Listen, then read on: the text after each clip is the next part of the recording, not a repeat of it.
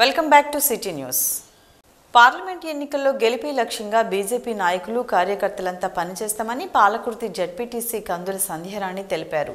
గోదావరిఖని మార్కండేయ కాలనీలో సోమవారం BJP party కార్యాలయాన్ని ప్రారంభించిన సంధ్యారాణి మాట్లాడుతూ దేశంలో బీజేపీ పార్టీ ప్రధానమంత్రి నరేంద్ర మోడీ నాయకత్వంలో ప్రజాదరణ పొందుతూ వస్తుందని అన్నారు. ప్రధాని నరేంద్ర మోదీ దేశాన్ని ప్రపంచ దేశాలకు ధీటుగా తీర్చిదిద్దుతున్నారని తెలిపారు.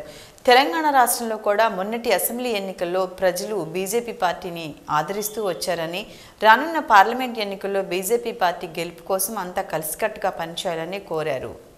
ముఖ్యంగా ఇవాళ దేశంలో రాష్ట్రంలో భారతీయ జనతా పార్టీ గౌరవ పెద్దలు ప్రధానమంత్రి మోదీ గారి నాయకత్వంలో పెద్ద ఎత్తున ఇవాళ అభివృద్ధిలో దేశం ఇవాళ యావత్ ప్రపంచ దేశాలు గర్వపడేటటువంటి విధంగా మరి దేశం ఇవాళ అభివృద్ధి చెందుతూ ఉన్నది. అందులో భాగంగా ఇవాళ తెలంగాణ రాష్ట్రంలో మరి మొన్న జరిగినటువంటి అసెంబ్లీ ఎన్నికలలో పెద్ద ఎత్తున ప్రజల ఆశీర్వాదం భారతీయ జనతా పార్టీకి ఉన్నది. ఇవాళ రాబోయేటువంటి పార్లమెంట్ ఎన్నికలలో మరి పూర్తిగా మోదీ గారి నాయకత్వాన్ని భారతీయ జనతా పార్టీకి మద్దతుగా నిలబడడానికి ప్రజలందరూ కూడా సిద్ధంగా ఉన్నారు.